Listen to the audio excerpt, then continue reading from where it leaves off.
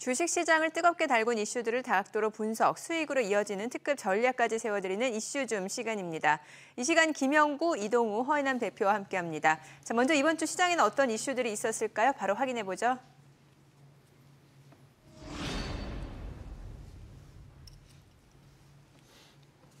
네, 11월은 연중 최대의 쇼핑 성수기로 통하고 나죠. 미국의 최대 할인 시즌인 블랙 프라이데이와 또 중국의 광군제는 물론이고 매년 이맘때면 유통업계 역시 각종 또 할인 행사를 진행하고 나죠. 예, 11월 24일 추수감사절, 다음 블랙 프라이데이, 그다음에 중국 최대 쇼핑 축제 광군제 이렇게 계속 쇼핑 데이들이 많이 있습니다. 1년 중에 가장 큰 폭의 세일 시즌이 시작이 되는데 국내 유통가도 가만히 있지는 않죠. 이해 질사라 벌써부터 11월 초부터 세일 행사로 들어갔어요. 맞불 행사라고 보면 되겠어요.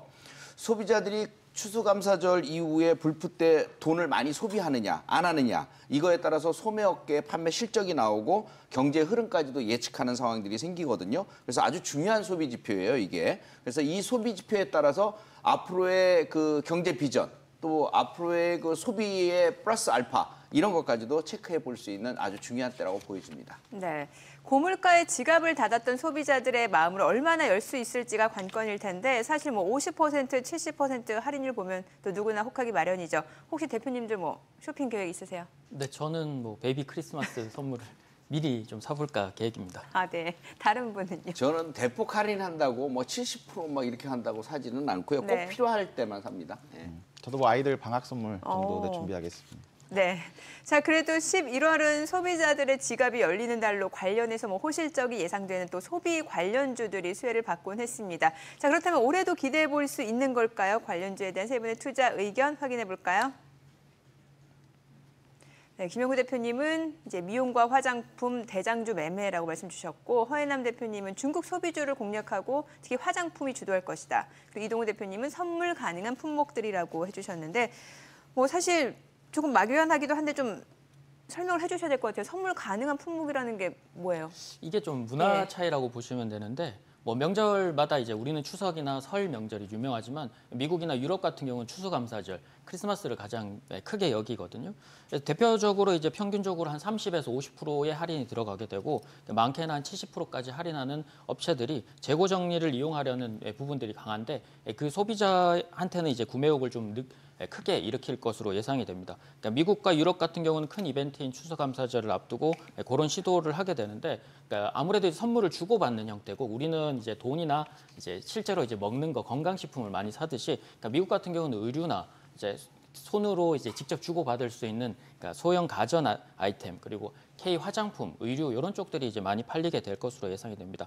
다만 이제 블랙 프라이데이 이후가 아니라 그 시점 전까지의 상승이 어느 정도 예측이 되기 때문에 그 점은 좀 유의해서 보시는 게 좋을 것 같습니다. 네, 11월 쇼핑 시즌을 맞아서 소비 관련주에 관한 이야기 살펴봤고요. 계속해서 또 다른 증시 이슈 만나볼까요?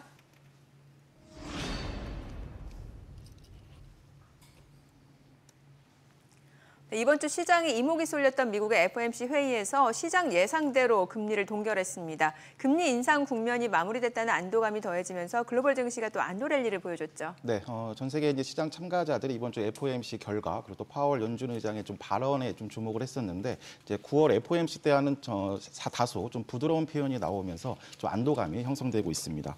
처음으로 미 연준이 이제 장기 국채 금리 수익률이 이렇게 급등하면서 이제 그 금융 시장에 긴축이 되고 시작했다 이런 표현을 쓰면서 다시 시장 참가자들이 안도하는 모습을 보이고 있습니다.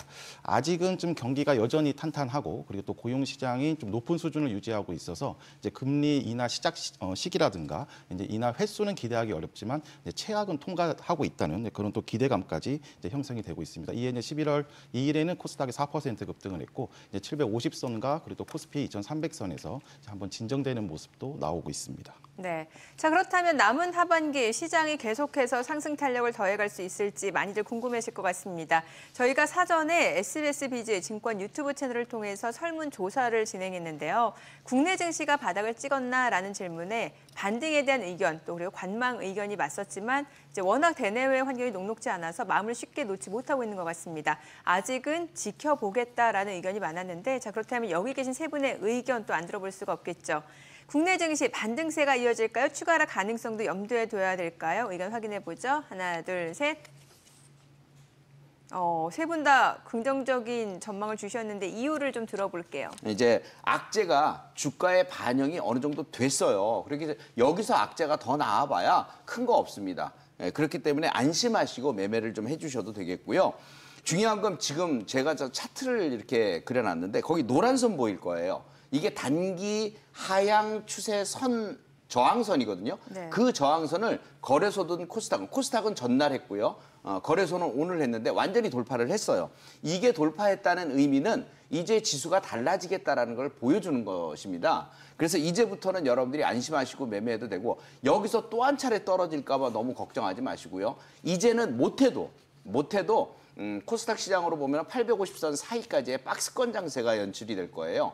V자형으로 못 가면 박스권 장세라도 연출이 되니까 그 박스권 매매를 할 수 있는 충분한 공간이 생길 거예요. 그러니까 겁내지 말고 쫄지 말고 이제는 매매 전략을 진행해도 좋을 듯합니다. 네. 자, 그렇다면 앞으로 어떤 대응 전략이 필요할까요? 연말을 앞두고 이제는 수익의 즐거움을 누리고 싶다라고 생각하는 분들 많으실 것 같은데 지금 필요한 전략에 대한 세 분의 의견 확인해 보죠. 네, 김영구 대표는 공포는 기회다. 허인남 대표는 야성적 충동이 필요하다. 이동우 대표는 연말 랠리를 준비해야 된다라고 의견을 주셨습니다. 뭔가 좀 적극적인 자세가 필요하다는 의미에서 야성적 충동이 필요하다. 이렇게 의견을 주신 거죠. 네, 뭐 앞서 이제 그 반등의 가능성 그리고 또 반도체라든가 이제 2차 전지 중심의 이제 기술주 랠리 이거는 이제 표현을 드렸고 지금 현 시장 구간이 많은 개인 투자자분들이 이제 지치신 상태이기 때문에 어떻게 보면 좀 심리적인 부분이 가장 중요하겠습니다. 이런 야성적인 충동이라는 표현은 이제 케인즈가 먼저 썼었는데요. 이제 불확실성에 좀 이성보다는 이제 직관 그리고 또 이제 동물적인 이제 감각으로 이제 대응한다는 겁니다.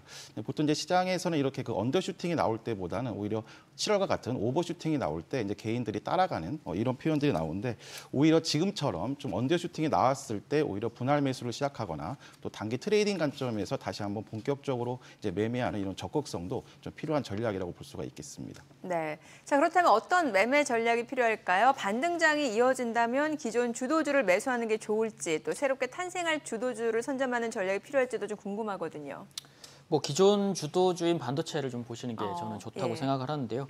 새로운 주도주 찾기는 아직은 좀 시간이 걸릴 수 있을 것으로 예상이 되는데 계속 강조해드렸던 반도체가 제일 먼저 움직인 모습이 나왔고요. 그쪽부터 시작하는 게 제일 우선적으로 여러분들이 하셔야 될 부분 같습니다. 아직 새로운 주도주 탄생은 당장은 보이지는 않겠지만 한 1, 2주 정도의 시간적인 조정들이 마치게 되게 되면 이제 투자자들도 안정을 찾게 되고 그럼으로써 이제 전체적인 매수세가 몰려오면서 그렇게 탄생을 하는데 아무래도 반도체 업황 개선으로 인해서 AI나 로봇 쪽이 이제 동반해서 움직일 수 있어서 우선적으로는 주도주 역할을 했던 쪽으로 먼저 보시고 그 뒤에 이제 낙폭을 일부 회복을 하게 되면 그 뒤에서 이제 새로운 주도주 찾기가 돼야 될 것으로 예상이 됩니다. 그래서 네. 아마 자세한 종목들은 이따가 수익 파이터에서 공개해드리도록 하겠습니다. 알겠습니다. 자, 참고하셔서 다음 주 성공 전략 세워나가시기 바라고요. 주식은 물론 돈 되는 재테크 정보 검색창에서 크존을 검색하면 만나볼 수 있습니다. 그리고 카카오톡 채널에 필살기를 검색 후 친구 추가하시면 다양한 주식 정보 만나볼 수 있으니까요. 많은 참여 바랍니다.